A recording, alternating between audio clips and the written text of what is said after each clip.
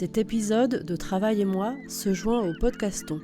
Le Podcaston, c'est une initiative de plus de 1600 podcasts de 47 pays différents, dont 650 podcasts francophones, pour soutenir le monde associatif et mettre en avant des assos et fondations dont la mission nous semble remarquable.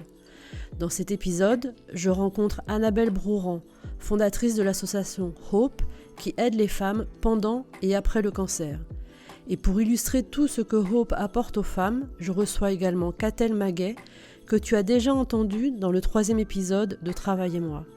On parle cancer, évidemment, équithérapie, art-thérapie, sororité, et de sujets encore trop tabous comme la sexualité pendant et après le cancer, et aussi des injonctions qui certes se veulent bienveillantes, mais qui pourrissent la vie des malades. On rit et on sent aussi les larmes monter dans cet épisode. Écoute-le pour découvrir l'énergie phénoménale d'Anna et bousculer les idées reçues sur le cancer et surtout sur les femmes atteintes de cancer.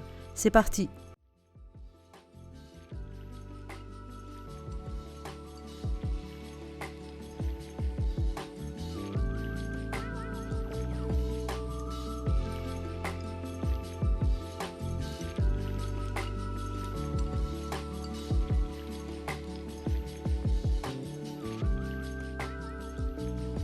Aujourd'hui, j'ai le plaisir de recevoir à mon micro Annabelle Brouran. Bonjour Annabelle. Bonjour. Et exceptionnellement, j'ai une deuxième invitée qui est Catel Maguet, que j'ai déjà interviewée dans ce podcast. Bonjour Catel. Bonjour Sarah, bonjour Anna. Donc Anna ou Annabelle d'ailleurs, puisqu'on y est. Alors, c'est ce que je dis dans le spectacle dont on parlera. Je m'appelle Annabelle, mais en fait, tout le monde m'appelle Anna. On m'appelle plutôt Annabelle quand il s'agit de m'engueuler. Mais D'accord. Sinon, c'est Anna. On va rester sur Anna alors, parce qu'on n'en est pas encore à se crêper le chignon. Je reçois Annabelle et Catel dans le cadre du Podcaston 2025, puisque j'ai lancé mon podcast en septembre dernier et que je voulais participer à cet événement. Et j'ai donc demandé à Catel si elle pensait à une association qui serait intéressant de mettre en avant dans cet épisode. Et elle m'a parlé donc de Hope et de l'association créée par Anna.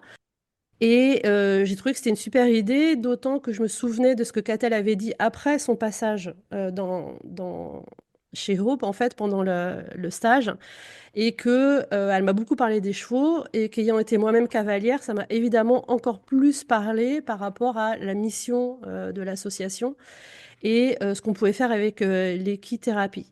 Donc, dans un premier temps, je voudrais revenir sur une phrase que tu as prononcée, Anna, quand on a échangé un peu pour préparer cet épisode.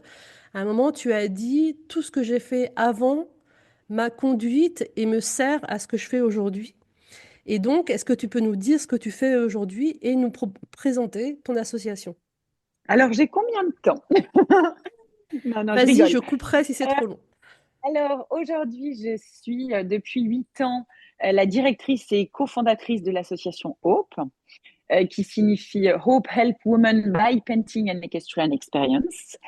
J'ai monté cette association il y a 8 ans à la suite de mon premier cancer. Donc, j'ai eu un premier cancer du sein il y a 11 ans, puis un mélanome 3 ans plus tard, puis j'ai appris que j'étais porteuse d'une mutation génétique, c'est les cas N2A qui met à haut risque de cancer du pancréas et de mélanome. Je suis en récidive depuis décembre de l'année dernière et j'ai encore eu un mélanome. Donc, ma première fonction, c'est d'être une femme qui se bat contre le cancer, une guerrière. Mais du coup, je dirige Hope depuis 8 ans. Et donc, chez Hope, nous accueillons des femmes comme Catel, pour des femmes de l'annonce du diagnostic en post-traitement, et nous leur proposons des stages qui sont entièrement pris en charge par l'association, des stages d'équithérapie et d'art-thérapie. Donc, les séjours se passent en Haute-Savoie. Cette année, on va avoir 7, voire 8 séjours parce qu'on est déjà full complet, mais on va essayer d'en créer d'autres. Et puis, on a 8 antennes en France et une en Suisse. Où là, les protocoles sont un tout petit peu différents. Les femmes viennent pour une journée découverte de l'équithérapie et de l'art-thérapie. Et ensuite, elles ont 4 après-midi en équithérapie. Donc, mon rôle aujourd'hui, il est de développer l'association, de monter des partenariats, de créer des événements et de lever des fonds. et de beaucoup me prostituer pour aller chercher de l'argent pour que ces séjours et ces stages restent entièrement gratuits pour les femmes. Et donc, après, comme j'ai mis l'idée à la seconde, parce qu'on m'appelle Anna, mais aussi Madame 100 000 volts, j'ai aussi écrit une comédie musicale qui tourne maintenant depuis 2 ans. Donc là, je suis en train de monter un projet pour faire toute une tournée pendant Octobre Rose. Donc voilà, j'ai 1000 casquettes en même temps, développer des partenariats, trouver de l'argent, animer les séjours avec les femmes. Et puis évidemment, mon quotidien de maman de 4 enfants, d'épouse et de cancéreuse, parce que Catel pourra aussi le dire comme moi. Malheureusement, avoir un cancer, ça prend beaucoup de temps aussi. Et c'est du temps que nous, les femmes qui avons cette urgence de vivre, parce qu'il faut bien parler d'une urgence de vivre quand on passe par la case cancer, et ben, des fois, on n'a pas ce temps. Et quand on doit aller chez le kiné, passer nos contrôles régulièrement, bah, malgré tout, c'est chronophage aussi. Voilà, à peu près ce que je fais aujourd'hui. Et pour parler de l'association, comment tu estimerais la répartition du temps entre ce que tu disais, aller chercher de l'argent? Je crois avoir entendu dans un podcast que tu disais qu'il fallait environ 200 000 euros par an pour fonctionner, je crois, ou quelque Ouh, chose comme il ça. est vieux ce podcast. Ah, combien il faut aujourd'hui, du coup? Aujourd'hui, on passe à 700 000 cette année. Ok, ok. Parce qu'en fait, l'association, c'est marrant, j'ai une copine qui nous aide dans l'association et qui a travaillé 27 ans dans une banque et elle est venue un peu auditer tout ce qu'on a fait. Elle dit waouh, en fait, vous avez un taux de croissance qui est énorme et l'association a grandi tellement vite que finalement, vous avez tellement de projets que vous n'avez pas assez de moyens. Et aujourd'hui, on est que 3 salariés pour tout cela. Alors, moi, comme dit mon équipe, je suis bénévole de l'association, mais je travaille presque jour et nuit. J'ai 2 de mes meilleurs amis qui sont quasiment à 50% en tant que bénévole. Mais oui, oui, aujourd'hui, on a 700 000 à aller chercher. Et alors, moi, j'y passe presque beaucoup trop de temps. Aller chercher des fonds, c'est quand même quelque chose que je trouve très difficile parce que c'est quand même une vraie image de dire que quelque part on se prostitue. On a toujours l'impression d'aller taper dans notre carnet d'adresse qui est super gentil et qui répond, mais je pense qu'au bout d'un moment, voilà.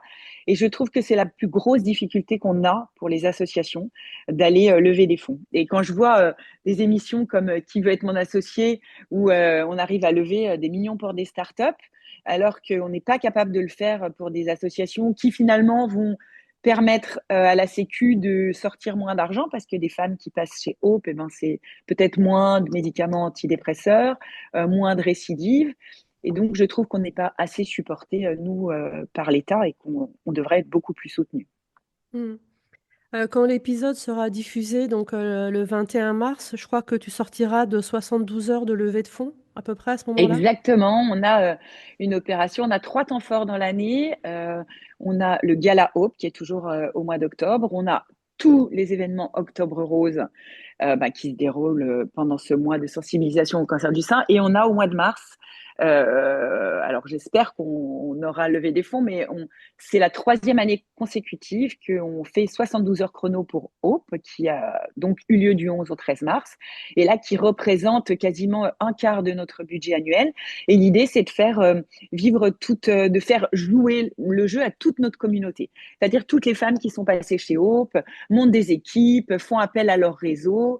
Et c'est pas du tout le même public qu'au gala où là, on va avoir des gros donateurs. Là, on a un panier moyen qui est à peu près de 100 euros. Donc, on a des tout petits dons et des très gros dons, mais on a tellement de donateurs.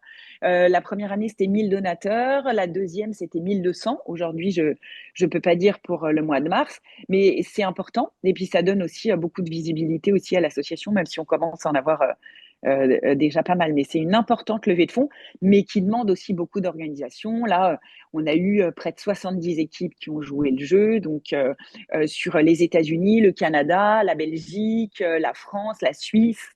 Donc c'est bien parce que ça fonctionne, mais en amont, c'est énormément, énormément de travail. Et chez eux, les filles me disent, bon, elles me disent des fois, heureusement que tu dors pas la nuit, parce que si tu dormais la nuit, qu'est-ce que tu nous ferais encore comme projet?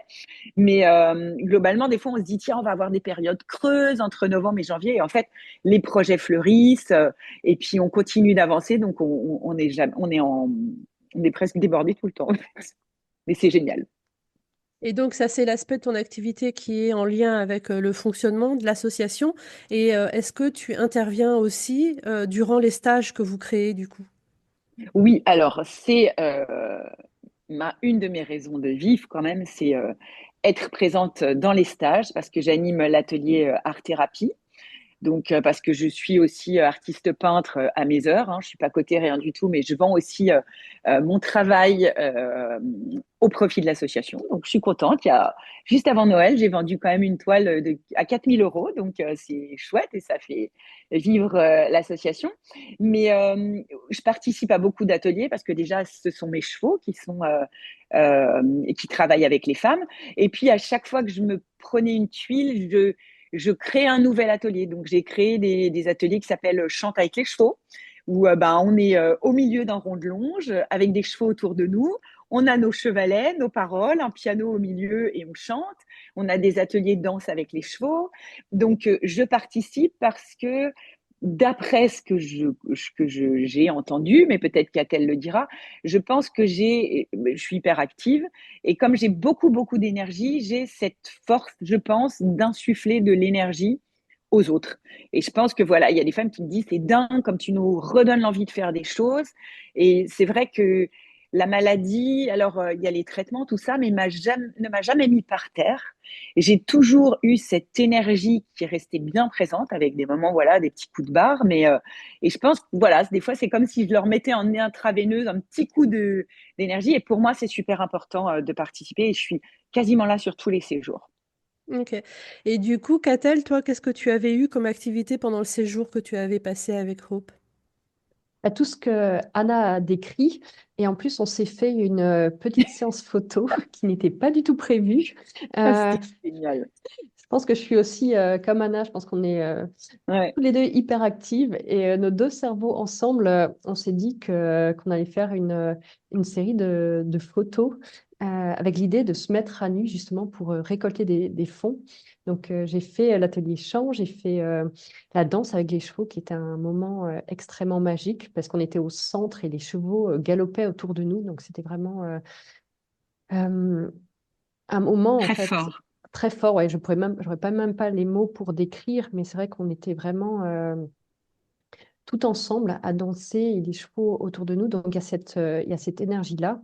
Et la séance photo avec Anna, moi, ça m'a donné un boost incroyable parce que je suis arrivée au séjour Hope. Je pense que j'étais quasiment au plus mal parce que j'avais perdu confiance en moi. J'avais assez peu d'énergie et je voyais pas en fait comment repartir, comment me réintégrer dans la société, comment recommencer à être en communauté.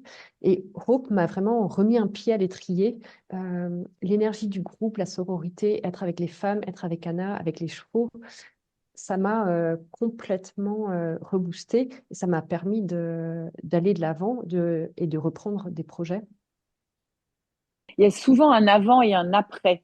Euh, c'est ce que nous ont dit les filles et qu'on a pu tester hein, parce qu'on a fait une étude d'impact Kimso et qui montre qu'on a un taux de satisfaction de presque 97% et presque 100% du coup, mais surtout euh, 65% des femmes refont des projets après. Et ça a été le cas. T'étais pas avec Séverine, toi, hein, non, t'étais pas avec Non, Séverine. Séverine qui a repris le travail derrière, et sa boîte nous disait, c'est dingue, elle a changé, elle est solaire. Et je me souviens que Catel, qui m'avait dit, ça m'a remis un coup de fouet. Il faut dire que cette séance a été assez mémorable parce que ce jour-là, il faisait assez froid quand même, en plus, dans les écuries.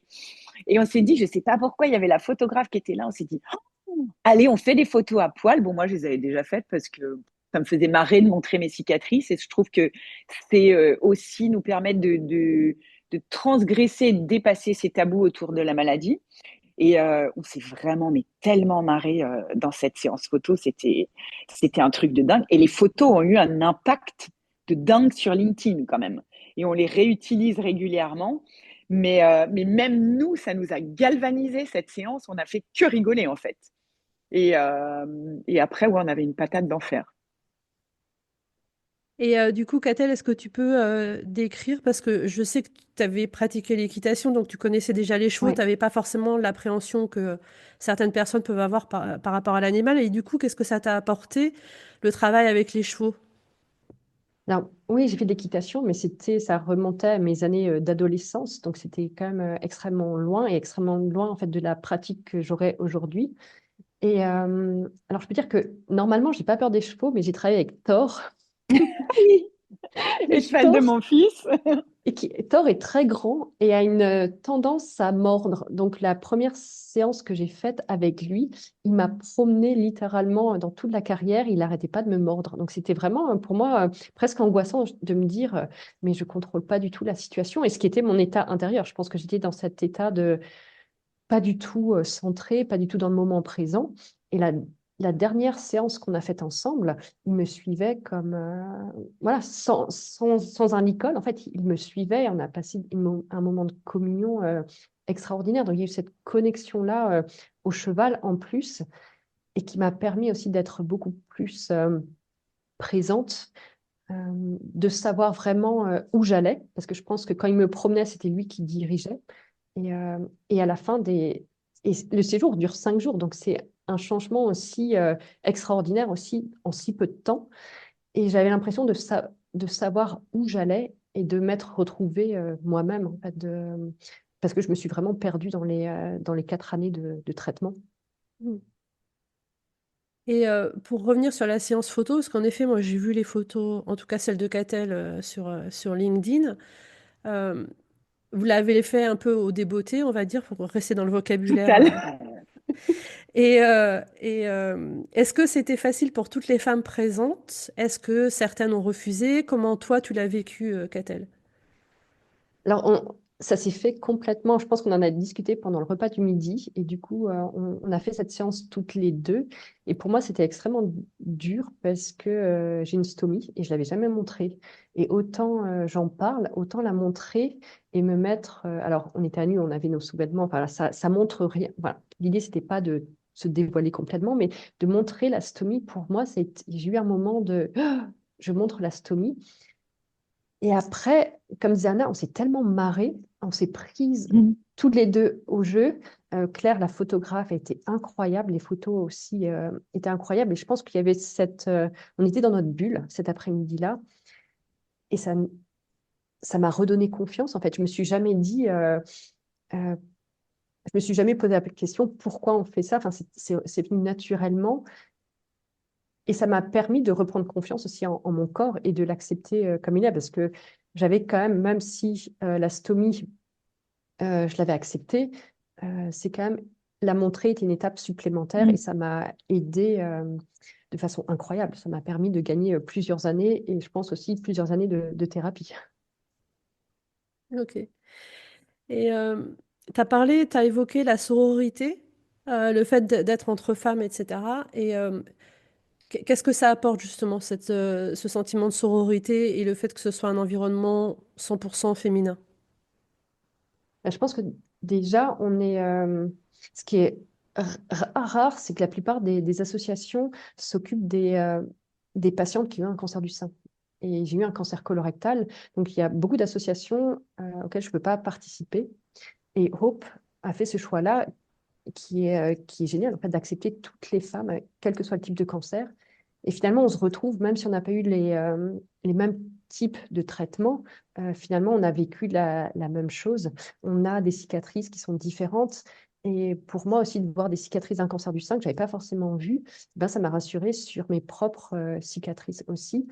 Et ça crée, le fait qu'on soit ce groupe de femmes, ça crée une dynamique où pour moi, enfin moi, je me suis sentie acceptée comme je suis, en sécurité, dans cet espace où on pouvait vraiment se confier, on pouvait être vulnérable, on a pleuré, on a ri, on passe par toutes les émotions, mais on les traverse ensemble, sans jugement. Et je pense que ça rend le stage encore plus fort, en fait, encore plus puissant. Mm. Anna, dans le podcast dont je parlais tout à l'heure, qui date donc de 2022, tu dis à un moment, en parlant justement de la sororité, tu dis, ces femmes ne se connaissent pas, mais elles se reconnaissent. Ah, c'est marrant parce qu'en fait, quand elles arrivent, mais en 5 minutes, hein, tu as l'impression d'être dans un poulailler. Et c'est comme si le parcours de la maladie les avait amenées au même point. Et du coup, elles ont même pas besoin, on n'a pas besoin de se parler entre nous, on sait juste qu'on a vécu les mêmes choses. Et la sororité, la complicité, tout est immédiat. Tout est immédiat et on se comprend euh, par le regard, et très vite, on se montre nos cicatrices, on se parle sans tabou de tous nos bobos. Et ça, je trouve, c'est assez fort parce qu'on parle souvent des femmes qui peuvent être des pestes entre elles. Et chez Hope, on a quand même cette force-là de se regrouper à travers nos traumas qui fait que tout d'un coup, il y a cette immédiateté et cette sororité. Et alors, je ne dis pas que des fois, on ne s'engueule pas. Là, quand on est toutes les optimistes, on est quand même une trentaine sur scène. Des fois, ça râle un peu, etc. Mais au final, par exemple, moi, je suis sur tous les groupes WhatsApp quasiment depuis le début de l'association. Ce que je vois au fil des années et des 8 ans, c'est toujours cette sororité qui continue, qui se poursuit. Et dès qu'il y en a une qui va pas bien, les autres qui lui envoient des messages, qui les reboostent, qui les soutiennent. Et ça, ouais, je pense que c'est vraiment un truc exceptionnel. Mais moi, je me revois à chaque fois, j'arrive, souvent elles sont installées à la maison Hope, etc. Mais quand j'arrive, des fois, ça fait pas longtemps qu'elles sont là, mais j'ai l'impression qu'elles se connaissent depuis toujours. Et elles se perdent plus de vue. Elles se revoient, elles se font des week-ends à côté. Et je trouve ça génial. Et Catel, du coup, toi, tu as gardé contact avec les personnes que tu as rencontrées pendant le stage? Oui, oui, tout à fait. On a un groupe WhatsApp qui reste actif plus d'un an après.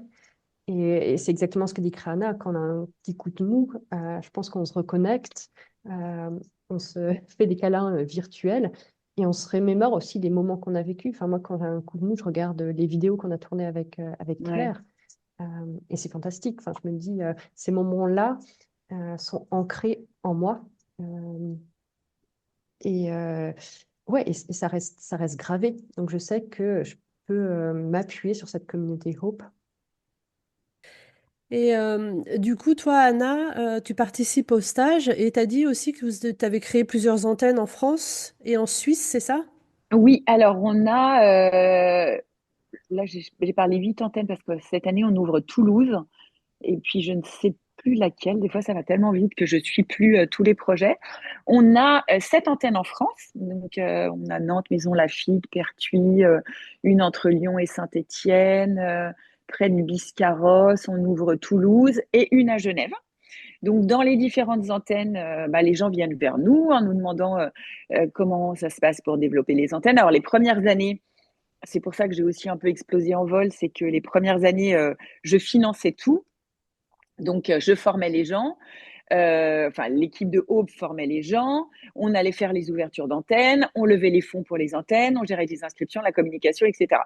Et puis on s'est rendu compte en répondant à des appels à projets que c'était pas viable à long terme, sinon on aurait eu un budget qui explosait. Donc là, on a demandé aux antennes de se mobiliser et puis finalement, on leur apporte nos protocoles, nos formations, les supports de communication de l'association, notre réseau, etc.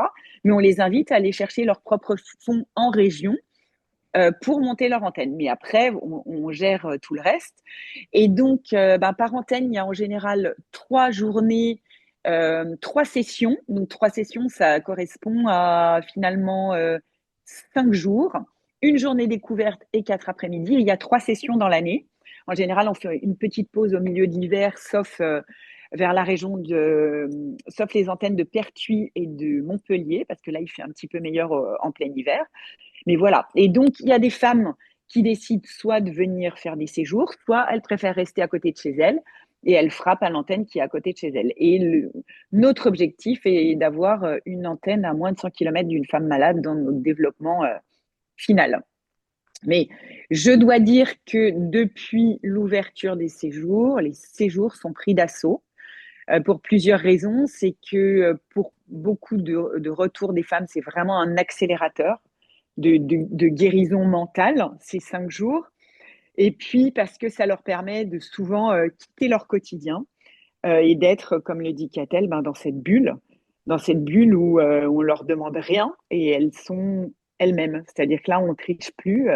On a le droit de pleurer, on a le droit de rire. On peut être en pyjama, jogging ou rien. Et on est sans phare et on peut se laisser aller à ce qu'on a envie d'être et on n'est plus obligé de porter un masque pour la société. Parce que c'est pas facile non plus de retourner dans notre quotidien, comme le dit Catel, quand on a terminé les traitements. Euh, Moi, par exemple, j'en suis à mon 4e cancer, donc je ne vais pas dire que les gens sont habitués, mais presque.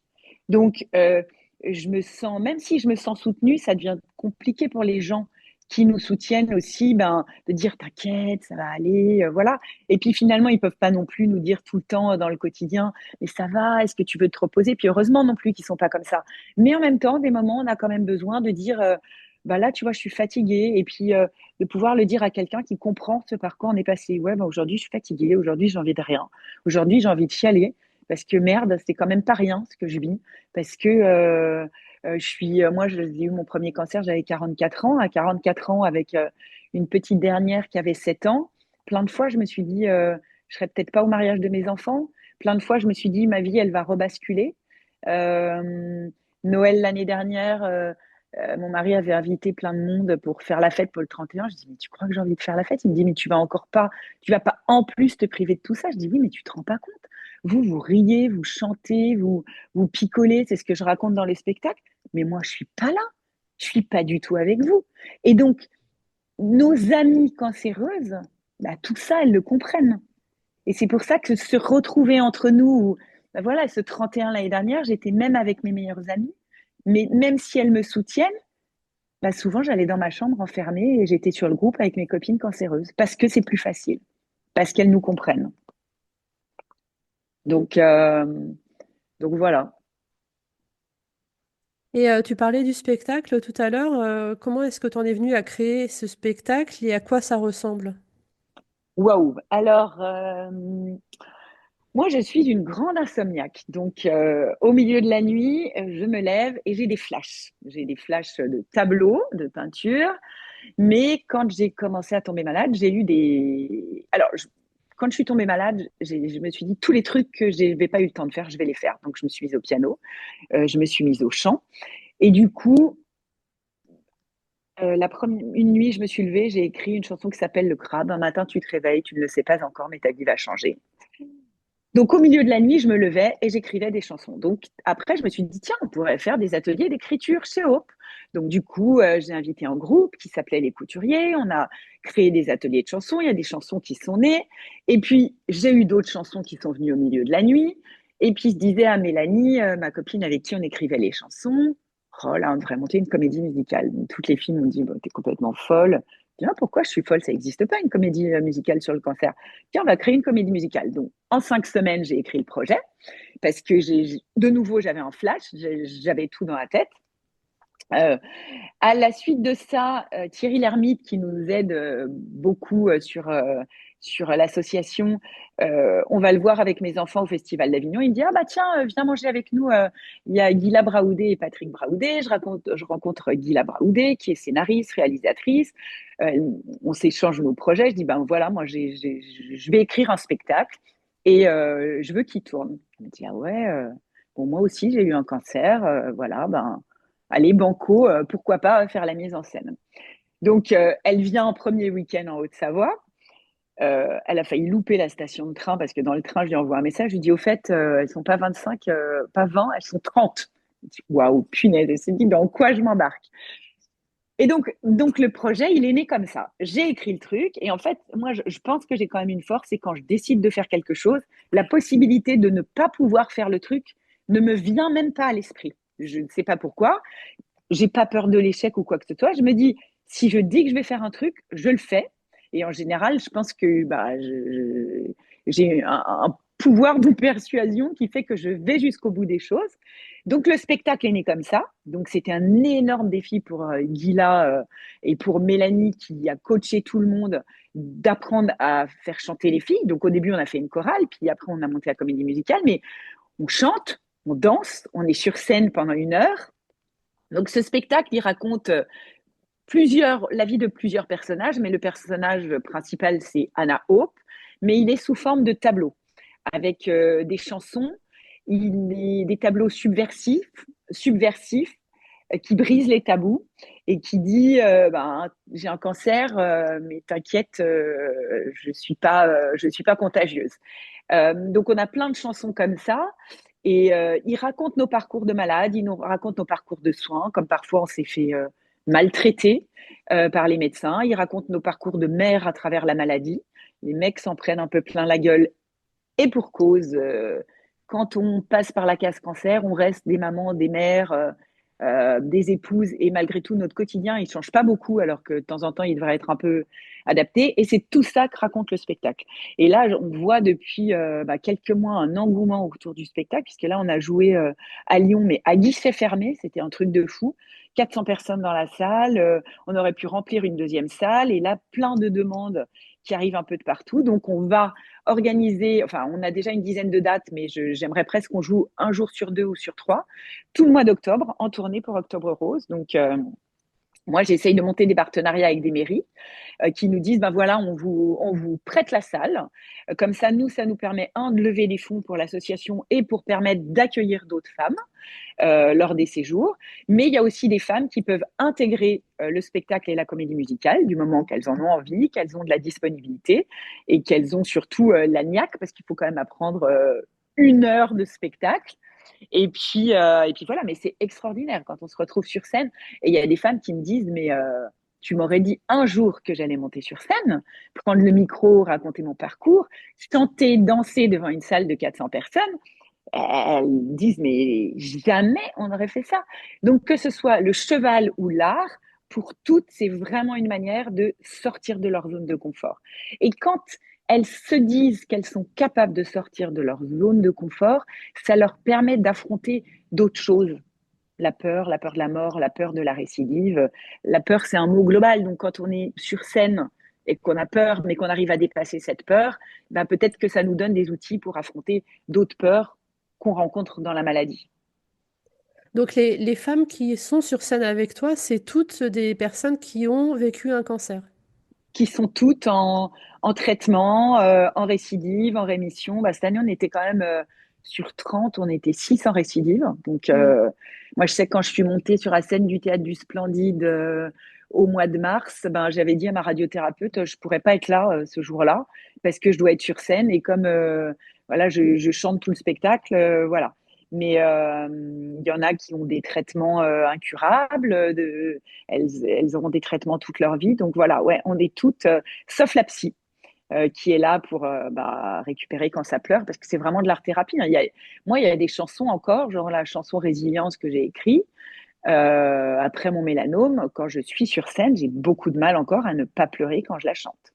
Mais ce qui est chouette, c'est de voir la réaction des spectateurs à l'issue du spectacle, parce que c'est assez rare dans un spectacle. Au cinéma, on pleure facilement, mais pas au théâtre.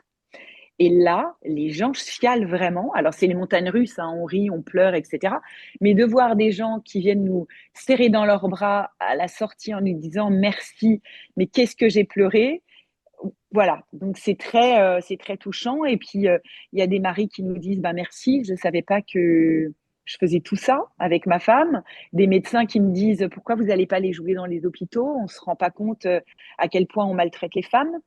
Des médecins qui disent, ou des femmes qui disent ah mais je savais pas que le cancer ça pouvait toucher des si jeunes femmes. Voilà, c'est tout ça dont on essaye de parler dans le spectacle, le parcours de la maladie, nos relations avec les aidants et puis le dépistage évidemment. Et donc dans la troupe, les femmes peuvent se joindre au spectacle si elles en ont envie en fait. T'as pas une Voilà, troupe qui est fixe et qui tourne. non, alors après, on aimerait bien avoir 2 troupes. Alors, on a un noyau dur de 20 femmes. Mais là, par exemple, on a 7 nouvelles qui ont intégré le dernier spectacle. Donc là, elles ont fait que quelques scènes parce qu'on avait des scènes qui étaient quand même difficiles.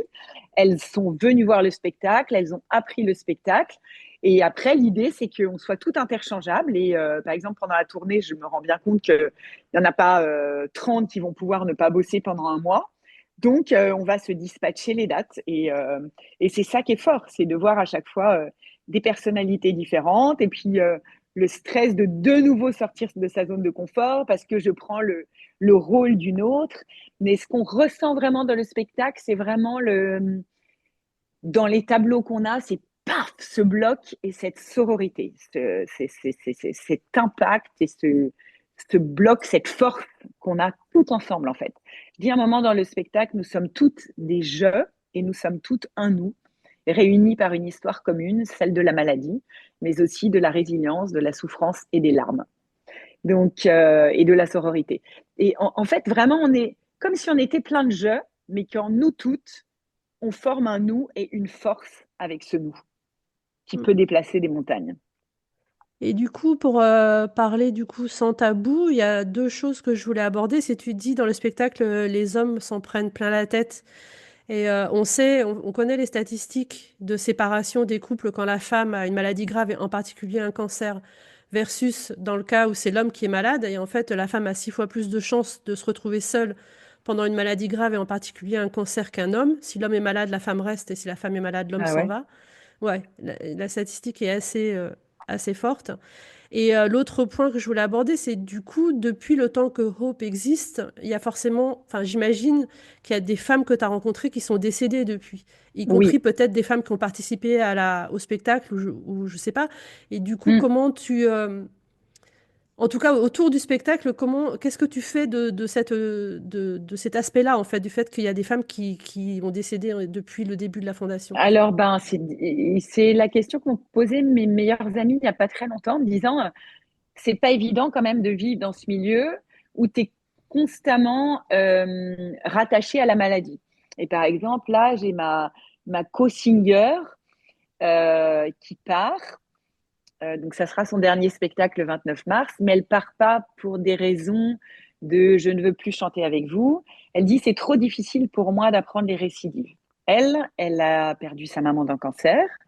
Elle a perdu son mec le jour où elle a appris qu'elle avait un cancer. Et donc, elle me dit, pour moi, c'est trop compliqué aujourd'hui, je dois couper avec la maladie. Donc oui, c'est difficile. Et par exemple, je pense à Lisa qui était là au tout début de la maladie et pour laquelle j'ai écrit un rôle. Elle dit, moi, c'est Lisa, en vrai, je ne devrais plus être là. J'ai des métastases partout. Mais vous savez quoi, je suis toujours là. Et Lisa nous a quittés juste avant la première du spectacle. Elle a d'ailleurs demandé à ce que ses cendres soient dispersées au milieu des chevaux dans les parcs. Ça a été oups. Et on a dû d'ailleurs, la chorale, aller chanter à son enterrement. Sa fille nous l'avait demandé, c'était une des dernières volontés de Lisa. Alors, c'est à la fois joyeux, à la fois pas joyeux, c'est-à-dire que par exemple, Lisa, elle est avec nous tout le temps. Moi, j'y pense tout le temps. Dès qu'on est sur scène, elle est là. Je vois son optimisme débordant en disant ah, les filles, on pourrait faire ça. Ah, tiens, j'ai trouvé les super baskets. Ah, j'ai fait ci. Donc, ça permet de faire perdurer les filles qui ne sont pas là. Alors, fort heureusement, il n'y a que Lisa qui n'est plus là dans la comédie musicale, mais chez Hope, bien sûr, il y en a beaucoup. Il y en a beaucoup qui ne sont plus là, qui nous ont laissé des messages d'ailleurs super poignants, des maris qui disaient voilà, si vous n'aviez pas été là dans les derniers moments, elle n'aurait pas tenu le coup. Des femmes qui demandent à ce que des quêtes soient faites à leur enterrement pour remettre à Hope. Ça fait partie de la vie, je dirais, voilà. Mais pour moi, le plus chouette, c'est de me dire que, voilà, Lisa qui nous a dit, moi, j'ai envie d'être au milieu de tes chevaux. C'est la plus belle des récompenses, finalement, même si c'est dur. Et je ne savais pas comment le dire à mon mari et mes enfants, de dire, est-ce que vous êtes OK Puis ils m'ont regardé, ils m'ont dit, mais oui, je ne vois pas pourquoi, il est où le problème? Je dis, ben, je sais pas, c'est quand même quelqu'un, voilà, qui est décédé, qui a demandé à être là, qui restera présent, que ça peut avoir un côté un peu glauque, voilà. Et eux ont trouvé ça, voilà. Donc on a planté un arbre aussi pour Lisa, mais voilà, elle est toujours avec nous. Moi, je la vois toujours, je vois toujours son sourire. Elle est dans toutes nos vidéos. On va tourner un documentaire, on aura des images d'archives d'elle. Voilà, ça leur permet peut-être de durer. Et puis peut-être que nous aussi, nous toutes, peut-être, et moi la première, hein, peut-être que tout ce que je fais aussi, c'est pour laisser une trace parce que cette maladie nous fait quand même flipper. Et puis la dernière fois, j'ai dit à mon oncologue, quand j'ai eu cette récidive, je dis, vous croyez que je serai là ça a toujours été mon rêve, je disais à ma meilleure amie, oh, j'espère qu'à 80 ans, on sera toujours là, on sera des petites vieilles, à aller bouffer notre forêt noire dans notre petit salon de thé préféré. Et elle m'a dit, on va tout faire pour. Mais bon, voilà, après, n'importe qui peut mourir en traversant la rue, etc. Mais nous, l'épée de Damoclès, elle est quand même un peu plus présente. Et je pense qu'effectivement, tout ce qu'on fait en tant que, bah, je ne sais pas ce que tu en penses, Catel, mais tout ce qu'on fait euh, dans notre parcours de vie derrière, je pense qu'au fond de nous, il y a aussi une volonté de quand même laisser une trace. Alors moi, je le fais aussi parce que j'ai l'impression que à chaque fois, ça me fait rire quand les oncologues me disent, il vous faut un arrêt de travail, Madame Brouran? Je dis, c'est-à-dire que non, je me suis jamais arrêtée de travailler. Et je pense que de penser aux autres, d'aider les autres, m'a permis de m'oublier moi dans la maladie. On m'a juste ordonné le dernier traitement. La radiothérapeute m'a dit, est-ce que vous pouvez quand même vous reposer 1 heure par jour, s'il vous plaît. Mais voilà, en pensant aux autres, on oublie de penser à soi. Et des fois, c'est pas si mal parce que si on commence à penser à soi quand on vit ce genre de choses, hein, qu'a-t-elle, eh ben, je pense que on vit plus, quoi. Parce que régulièrement, euh, enfin, Catel, toi, je sais pas tous les combien tu passes des contrôles, mais moi, entre le pancréas, le sein, les mélanomes, tous les 3 mois, c'est la peur au bide dans la salle d'attente, quoi. Donc, si j'avais pas tout ça, peut-être que je vivrais pas aussi bien la maladie. Là, je pense que je l'ai transformée. Hmm.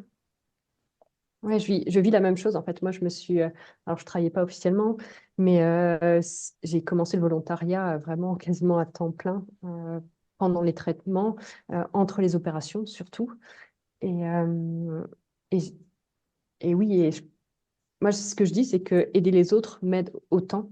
Ouais. Donc, ce que j'apporte, alors je le fais de différentes façons, euh, mais ça m'aide aussi. Et c'est exactement ce que tu dis. En aidant les autres, on pense un peu moins à soi, un peu moins au contrôle, aux difficultés, aux rendez-vous médicaux. J'étais aussi chez la kiné ce matin. Je pense que ouais, ça va continuer. Et puis, la fatigue qu'on a après les traitements et qui est difficile à expliquer, je pense que être occupé, ça évite de trop y Mm. penser. C'est marrant parce que je suis allée voir une psy après la récidive. Je me suis dit quand même, alors, parce que les gens ont tendance à nous culpabiliser aussi. Faudrait peut-être que tu t'arrêtes, tu cours trop, tu vas trop vite, faut peut-être chercher une explication à tous ces cancers. Bon, des fois, c'est vraiment de la flûte, des moments, faut arrêter. Et la psy, je lui dis, mais est-ce que vous pensez que je devrais me poser? Elle dit, bah vous êtes comment? Je dis, bah non, moi j'ai envie de vivre à 100 à l'heure. À un moment donné, je sais pas quand est-ce que ça peut s'arrêter. Donc, j'ai mis le projet, j'ai pas l'intention de m'arrêter là. Elle me dit, bah alors, vous êtes en accord avec vous-même. Donc, voilà. C'est juste pas des moments, effectivement, quand tout d'un coup on a un gros coup de fatigue, ça arrive de dire, bon, je vais faire 15 minutes de sieste. Voilà. Mais il faut qu'on arrête de nous culpabiliser aussi avec ça, parce que déjà, on doit porter, c'est comme les nutritionnistes, des fois, ils disent, oui, il faudrait que tu manges bien. Enfin, je veux dire, moi, j'ai été sportive toute ma vie. Ok, je mange un peu de sucre, mais sportive toute ma vie. J'ai jamais fumé, j'ai jamais bu et j'en suis à mon 4e cancer. Voilà. Arrêtez de nous emmerder, laissez-nous vivre. Et là, moi, mon oncologue, la dernière fois, elle m'a dit, je dis, mais est-ce que je dois arrêter le sucre? Je dis, arrêtez, hein. Si vous voulez un petit verre de rouge de temps en temps, et puis si vous voulez manger vos pots de Häagen-Dazs, eh ben, allez-y. Donc voilà, je pense que des moments, il faut arrêter de nous culpabiliser et puis nous laisser vivre parce que la contrainte de la maladie, c'est déjà tellement oui, c'est tellement de contraintes, nos contrôles, nos kinés, à un moment donné, nos douleurs, les douleurs, mais ça aussi, heureusement qu'on a, parce que ça, on n'en parle pas, c'est tellement tabou. L'autre jour, je parlais d'un sujet encore plus tabou, et je me disais, tiens, on a montré nos cicatrices à poil, mais il y a un autre sujet tabou. C'est nous, les cancéreuses du sein. J'ai le droit d'aborder un sujet tabou? Ouais, vas-y, vas-y. Les rapports sexuels après les traitements, eh ben, au secours! Mais au secours! On a l'impression d'avoir, et pourtant, on perd pas toute notre libido. Et des fois, on veut continuer à avoir une vie normale. Mais ça nous fait sauter au plafond. Et ça, je me suis aperçue la dernière fois que c'était un sujet tabou parce que quand j'ai commencé à parler à mes copines, elles me disaient, ah, mais non, mais moi, je peux plus. Ah, ben non, mais moi, je peux plus, c'est impossible. Je dis, quoi? Mais pourquoi on n'en parle pas assez? Et j'ai dit à l'oncologue, mais mon Dieu, mais faisons tomber ce tabou. Donc là, ils sont en train de faire des trucs où ils nous injectent de l'acide hyaluronique avec de l'oxygène, etc. J'ai dit à la gynéco, mais parlons-en. Et après 72 heures chrono, je pense que je vais communiquer, peut-être je vais heurter des gens sur LinkedIn. Mais voilà, il y a trop de tabous autour du cancer. Et je pense qu'il faut les lever parce que ça serait beaucoup plus simple pour tout le monde de vivre les choses pleinement en arrivant à dire les choses correctement.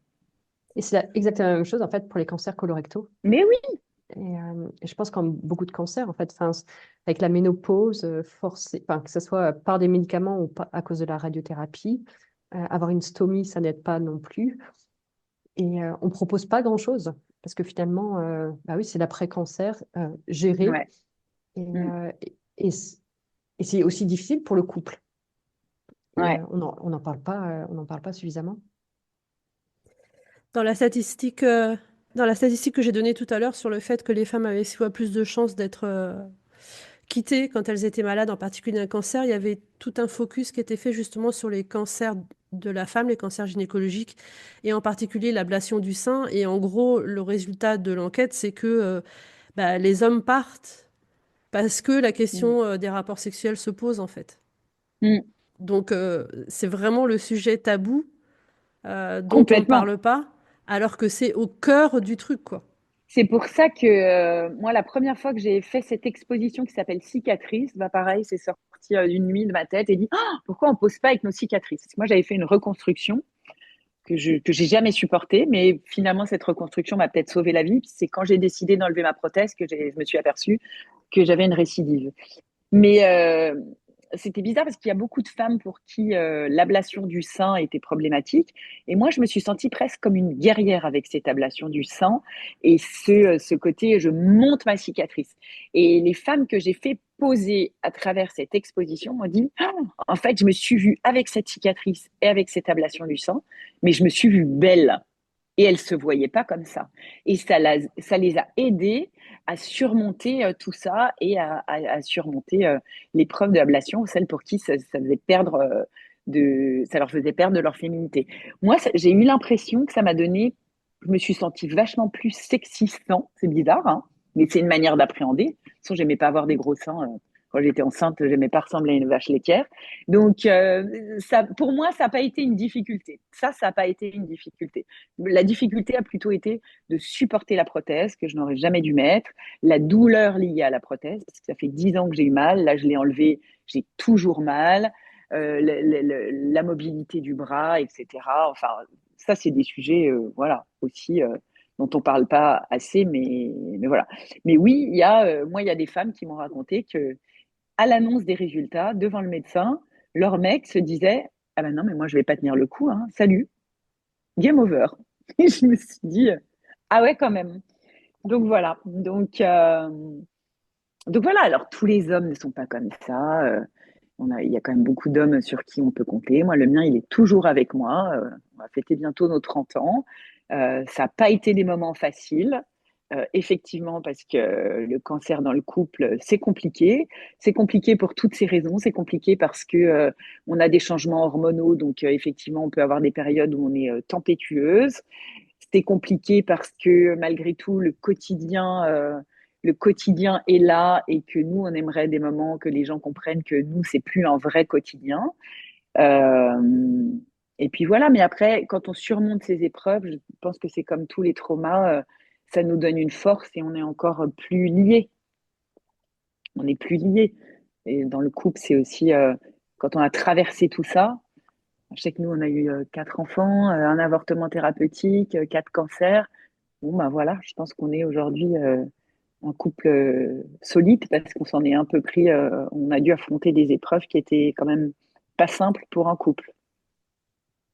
Et je voulais revenir sur, t'en as parlé rapidement tout à l'heure, sur la douleur, parce que en disant, une fois que les traitements sont finis, ou en tout cas qu'on est en phase de rémission, ou qu'il n'y a plus de traitement, etc., ou plus d'opération, en tout cas, on a tendance à oublier de prendre en charge Mm. la douleur de la patiente.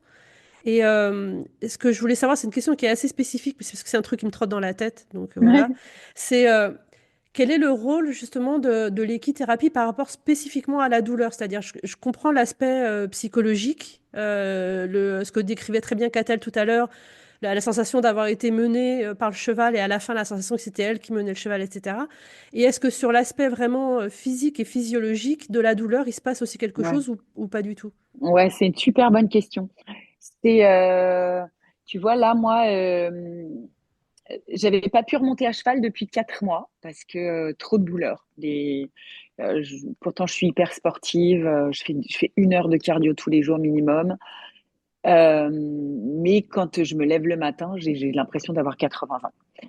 Et donc là, je m'étais pas remis à cheval parce que tendinite de l'épaule à cause de l'opération, parce que douleur de sacro-iliaque, etc. Mais du coup, j'ai fait autre chose. J'ai travaillé tous les jours avec mes chevaux et j'arrivais au manège. Je mets la musique à fond parce que la musique est un média qui me transporte. Et j'ai dansé avec mes chevaux tous les jours. Et en fait, je me suis beaucoup intéressée à la transe. C'est la transe de Corinne Sambran, que je n'ai pas le droit de faire, parce qu'apparemment, aujourd'hui, ils n'ont pas de recul sur le cancer. Mais je pense que quand tu montes à cheval, quand tu danses avec un cheval, tu es dans une sorte de transe. Et du coup, on sait très bien que les états modifiés de conscience te font oublier la douleur. Et je ressens plus rien. Je suis. Alors déjà, comme le dit Catel, quand tu es avec un cheval, tu es obligé d'être dans le moment présent parce que si tu n'es pas avec ton cheval dans le moment présent, lui, il va faire n'importe quoi, il ne sera pas à l'écoute, il va se barrer, lever le cul ou autre. Donc, être dans le moment présent, d'être en pleine conscience, d'être dans ces... Moi, j'oublie tout. J'oublie complètement tout. J'oublie la douleur, j'oublie tout ce que j'ai à faire. Là, là, je sais que j'avais un tunnel de plein de rendez-vous, mais hier matin, j'avais 1 heure. Je me suis dit, là, il faut que j'aille danser avec Caraïbes. Donc, je suis allée, j'ai mis mes musiques et j'ai des moments, j'ai envie de chialer tellement je vis des moments intenses. Donc, c'est aussi, ça a un effet aussi bien sur la douleur. Je trouve que la remise en route du cheval, avec le cheval, elle fait travailler les 5 sens. Et tu vois, tu as tout de suite l'odorat quand tu arrives dans une écurie. Ouais, voilà, je trouve que c'est une remise en route avec les 5 sens. Et pour tout ça, il travaille aussi bien sur le mental que sur le physique. Moi, je sais que je suis Catel, je te voyais arrivée. acquiescer. Ouais, vas-y. Ouais, je suis arrivée déconnectée de mon corps au séjour Hope parce que, pareil, j'ai eu radiothérapie, chimio et j'ai eu 7 opérations et j'ai eu énormément de douleurs. Je suis aux Pays-Bas et la douleur est très mal prise en charge, encore pire qu'en France. Donc, j'ai des grosses douleurs qui sont restées quand même longtemps. Et moi qui étais aussi très sportive, et moi, j'ai eu interdiction de bouger après les opérations. Donc pendant 3 mois, j'ai rien eu le droit de soulever, mais vraiment rien du tout. Donc c'était une frustration énorme et je me suis vraiment dissociée de mon corps. Et le fait d'être en contact avec les chevaux, ça m'a remise en mouvement, remise en contact aussi, comme Anna, tu disais, avec les 5 sens. J'ai travaillé en parfumerie, donc moi, les odeurs comme ça, j'adore. Enfin, en plus, une odeur d'écurie, moi, ça me... Ouais, Il tout de faudra, suite. faudra un parfum écurie pour moi. Il y a que les cavaliers qui peuvent comprendre ça. C'est Non, et ça. tu sais, mon oncle m'avait dit quand j'étais jeune, quand je rentrais des écuries, il me disait, tu devrais créer un parfum qui s'appellerait Brise de boxe de Cavallo. Je trouvais le mot beau, mais c'était une odeur de crottin, quoi. Mais ça Il y nous a que les cavaliers qui transporte. comprennent ça. C'est Les gens ça. qui n'ont pas l'habitude rentrent dans une écurie et disent ça pue. Et Mm. en fait, Ouais, quand tu es avec les chevaux, tu rentres dans l'écurie et Mais, c'est tu es ça, juste bien là où tu es, quoi. c'est ah, ça. carrément. Mm. Et moi, du coup, la première partie du séjour, on fait tout le travail à pied à côté des chevaux. Donc ça là, il n'y avait pas de problème. Il y a eu le moment où on monte sur alors je sais même pas comment tu appelles ça, le cheval électrique, enfin Oui, le le simulateur simulateur. ouais, équestre. Ouais. Et donc là, j'ai eu un gros blocage en me disant, mais est-ce que mon corps, avec les opérations, est-ce que ça va aller? Est-ce que les sensations vont pas être gênantes? Et ça faisait très très longtemps que je n'étais pas remontée sur un cheval et finalement c'est revenu très rapidement. Et après je suis montée sur Thor, donc qui est comme un géant, on va dire, hein. Euh, et mon corps, j'étais en communion avec lui et j'ai oublié les douleurs parce que j'ai aussi des douleurs neuropathiques donc au niveau des pieds qui modifient quand même assez les sensations et j'ai tout oublié. Et je suis suivie par le centre antidouleur où j'ai des injections normalement tous les 6 mois. J'en ai pas fait depuis. Ah ouais? Je viens de m'en rendre compte en fait. J'ai fait la dernière. Ouais. euh, Ouais, j'en ai pas fait. Ah, tu vois, c'est fou. Alors, ce qui est fou quand même, c'est qu'il faut que je raconte, parce que elle dit Thor. Thor, on le prend quasiment jamais. Pourquoi? Parce que Thor, c'est le meilleur ami de mon fils. Donc, il a choisi, il avait 14 ans. Moi, je voulais pas ce cheval parce qu'il avait des irrégularités. Le veto m'avait déconseillé, mais mon fils m'a dit, c'est lui. Donc, ils ont été champions de France, d'équitation, en hunter, etc. Mais en fait, le premier jour, il n'a pas voulu mordre Catel. En fait, ils ont un jeu avec mon fils. Mon fils lui donne son bras et Thor pose les dents dessus sans le mordre. Et donc, on part en promenade avec mon fils. C'est le cheval qui choisit la balade. Donc, c'est un cheval qui n'est pas éduqué. Donc, quand Thierry Lhermitte est venu faire de l'éthologie et que Arthur et Thor ont fait le stage, Thierry m'a dit laisse tomber, ils ont leur code à eux. C'est même pas la peine de les faire travailler ensemble parce que mon fils ne veut pas soumettre son cheval à des contraintes, mais ils ont créé leur propre code. Donc Thor, quand il arrive avec des femmes, il essaye. Et là, en fait, on lui demandait un peu plus que d'habitude, parce que d'habitude, on lui demande surtout ce qu'il aime, c'est les gratouilles, les câlins. Alors là, il se laisse aller, il n'emmerde personne. Mais là, il s'est dit, c'est qui cette fille qui veut me faire des choses? Bon, bah attends, elle va comprendre que c'est moi qui la trimballe. Mais là où on a vu quand même le travail qui s'est opéré en une semaine, c'est qu'au final, tu as quand même réussi à travailler avec lui. Est-ce qu'ils te suivent? Parce que c'était pas du tout gagné. Parce que normalement, il ne suit qu'Arthur. Les autres, il n'en a rien à battre. Il se plante. Des fois, il fait même, en ce moment, c'est ma fille qui le monte. Et des fois, elle doit aller le chercher au parc quand elle rentre de l'école. Elle dit, maman, il n'a pas voulu rentrer. Et elle n'a pas pu le monter. Parce qu'il plante des cas de fer et ce cheval fait ce qu'il veut. Donc, ce que tu as réussi à faire avec Thor, c'est encore plus une prouesse parce que les autres sont un peu plus malléables. Et en général, on ne prend pas Thor, mais je crois que tu as insisté pour prendre Thor. Tu as eu un coup de cœur pour Thor. C'est un coup de cœur pour Thor, ouais. Et je pense que tu as insisté parce que d'habitude, on ne le prend pas trop parce qu'effectivement, il est très impressionnant. Il est grand, géant, voire même, et pas éduqué, quoi. Après, il est voilà, gentil, il va Il est jamais. gentil, ouais. Il fait semblant en plus de mordre, mais Mm. il peut quand même niaquer. Voilà, mais c'était rigolo parce que tu as fait un vrai chemin avec lui, en fait. Mm. Ça me manque, il faudrait que je retourne. Ah, on a plein de filles des séjours qui viennent en bénévole cette année. Donc, ouais. Ah, bah oui, oui, ouais. Ça m'a renvoyé tout droit dans mon passé de cavalière, parce que ma jument était ce qu'on appelle vulgairement une pisseuse. Et Ah oui. elle se laissait pas attraper au box, en fait, sauf par moi. Hmm. J'étais la seule à pouvoir l'attraper au box, donc c'était toute une histoire aussi Ah, donc tu avec sais ce que cette c'est jument. qu'une relation avec. Ouais, ouais. Bah ouais. Et elle a fini Hmm. sa vie tranquillement au pré, avec plein d'autres chevaux autour d'elle. Donc elle a eu une très Ah, belle fin de vie. ouais. Donc voilà. Du coup, Anna, je voulais revenir sur ton parcours, parce que le point de départ, c'était qu'est-ce que tu fais aujourd'hui et tout ce que tu as fait avant t'y a amené. Ça fait déjà 1 heure qu'on parle. Est-ce que tu peux, je sais que tu peux pas, mais est-ce que tu peux essayer de nous résumer ton parcours en 5 minutes pour qu'on comprenne Mhm. comment tu en es arrivé là? Alors, oui, alors je pense que j'ai eu 1000 vies, moi. J'ai l'impression d'avoir eu 1000 vies. Alors, déjà, je pense que je suis sortie du ventre de ma maman en hennissant, parce que j'ai henni très, très bien. Et je sais pas pourquoi, personne dans ma famille aimait les chevaux, mais j'ai voulu monter à cheval. Donc, je les ai strimés, mes parents, pour que, à 9 ans, ils acceptent que je monte à cheval. Donc, je suis cavalière depuis l'âge de 9 ans et je n'ai arrêté que pour mes 8 ans de grossesse, où là, très vite, je me suis remise après la petite dernière à monter à cheval. Ensuite, j'ai fait conservatoire d'art dramatique et après une école des communications. J'ai été journaliste pendant 15 ans sur différentes chaînes de TV. J'ai démarré avec Frédéric Lopez sur une télé locale. Après, je travaillais sur LCI, Journal du cinéma. Je suis allée en Belgique, RTBF, etc. Ensuite, j'ai été maman de 4 enfants, artiste peintre et puis directrice de la fondation. Mais j'ai eu l'impression que toutes les rencontres que j'ai faites m'ont amené à monter haut, puisqu'aujourd'hui, j'utilise finalement tout ce que j'ai appris dans la vie. J'ai monté aussi la chaîne YouTube Hope, donc je fais des reportages, j'ai cette casquette de journaliste, j'ai fait de la com, je fais de la com, je sais monter à cheval, donc je suis pas thérapeute, mais le fait que je sois passée par la maladie m'aide énormément.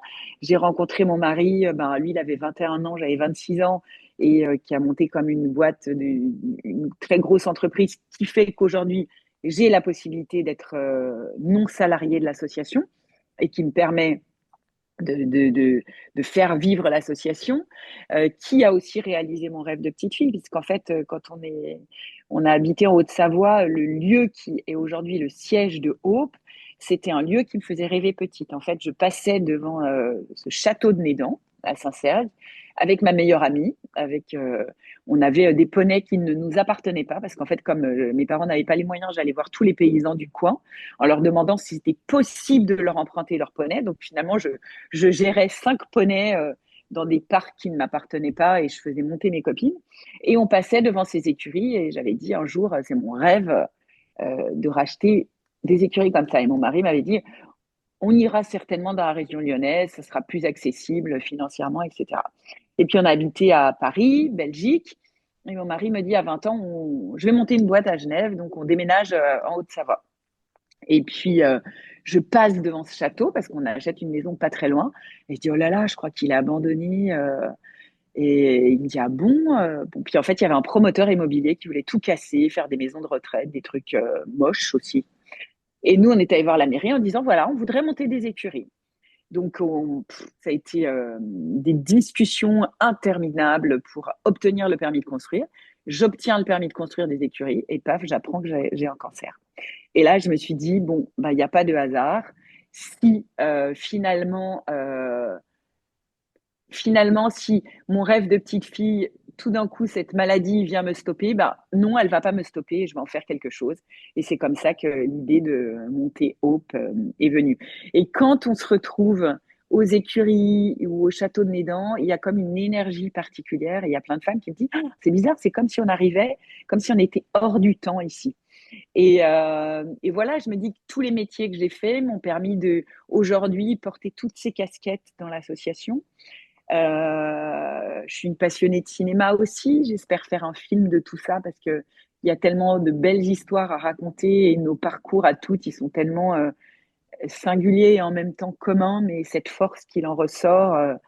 Voilà, donc voilà, oui, je pense que tout ce que j'ai fait avant, et puis j'ai quand même toujours eu le sentiment, j'ai été très longtemps hypochondriaque, jusqu'à ce que j'ai à affronter une vraie maladie.